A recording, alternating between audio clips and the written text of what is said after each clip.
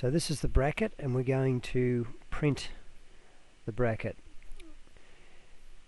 Now this is on an A3 sheet, I believe. So we could actually print it full size, or we could scale it down onto an A4 sheet. Printing is available from the quick access toolbar or from the application menu. Print, which is actually plotting, same thing. So the first thing that we have to do is to select our plotter, and we'll select the classroom plotter. You can see G212 in the name, which is the room that we are in at present. We'll just work through all of the settings here. Our paper size, I will stay with an A4. If you wanted to change it, put it on the actual size, it would be A3. Actually, we might do that first, because if we're on A3 and our sheet is A3, we should be able to do it as a scale of 1 to 1. So we'll select 1 to 1, and we'll just see how that looks in a minute. If we are doing it as a scale of 1 to 1, we should be able to plot to our limits, but what I'll do is choose Window, which allows us to select the area we want to plot. Good idea to always center the plot. Over here we've got Portrait and Landscape. We would want it in Portrait.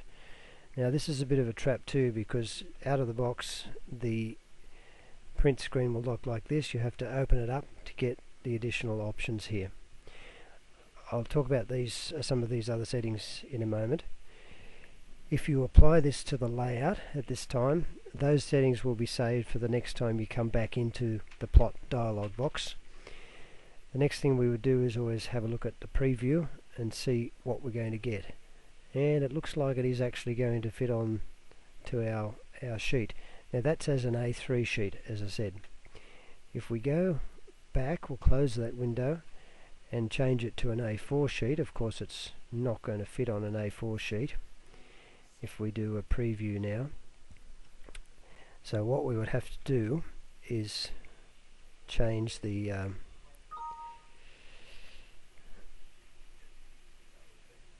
inappropriate time to come up, change it to fit to paper, which is going to work out its own scale of what it needs to actually fit onto an A4 sheet. So if we preview that, it's same thing, but it's actually fitting onto an A4 sheet. It's actually come in a little bit because it's done a bit of scaling there. Alright, so we just hit the plot button up in the top corner, and that should come out on our printer. So just going back on that, if we go back into plot, as I said, it will save the settings of what we had when we applied it to the layout. So I'll just change that back to A4 again, apply to layout, and that'll be there for next time around. The only other thing that we sometimes look at up here is plot style table. If you have a look at this, you've got none at the moment. AutoCAD will give you the colours that you've drawn it in, and the other one that's often good to use if you're plotting to a monochrome printer is to actually choose monochrome as a plot style. And what that will do, if we preview that, it will show it as black and white. I'll have to go back and fit to paper.